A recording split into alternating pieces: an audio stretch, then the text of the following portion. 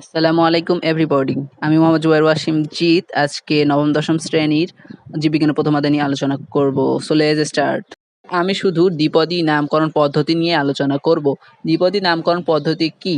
একটি জীবের বৈজ্ঞানিক নাম দুইটা অংশ বা পদে গঠিত হয়। প্রথম অংশটি তার গণের নাম এবং দ্বিতীয় অংশটিতে তার প্রজাতির নাম থাকে। যেমন গোল আলুর বৈজ্ঞানিক নাম সালমন টোবারসন।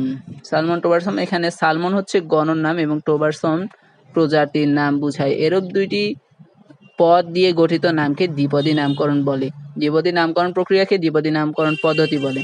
দ্বিপদী নামকরণ পদ্ধতির একটাই লক্ষ্য, তা হচ্ছে বৈচিত্র্যময় জগতের প্রতি ১৭৫৩ সালে সুইডিশ বিজ্ঞানী Carolus Linnaeus specific plant term নামে একটি বই রচনা করেন। এই বইটাতে মূলত জীববিজ্ঞানের গুরুত্বপূর্ণ অধ্যায় সূচনা করেন তিনি। তিনি দ্বিপদী নামকরণ পদ্ধতিটার ব্যবহার এবং আ আ দ্বিপদী পদ্ধতির নিয়মকানুন সব লিখেন। মূলত পদ্ধতি অনুযায়ী প্রতিটা জীবকে নাম যেভাবে লিখতে হবে সেগুলো এখানে দেওয়া আছে A, B, C আকারে। তোমরা এগুলো পড়ে নিবে। স্ক্রিনশট নিয়ে বা এখানেই মুখস্থ করে রাখতে পারলে রাখবা। দেন আমি এখন কিছু বৈজ্ঞানিক এখানে আমি কিছু বৈজ্ঞানিক নাম দিছি। এগুলা পড়লে আল্লাহ এসএসসি তে কমন আসবে।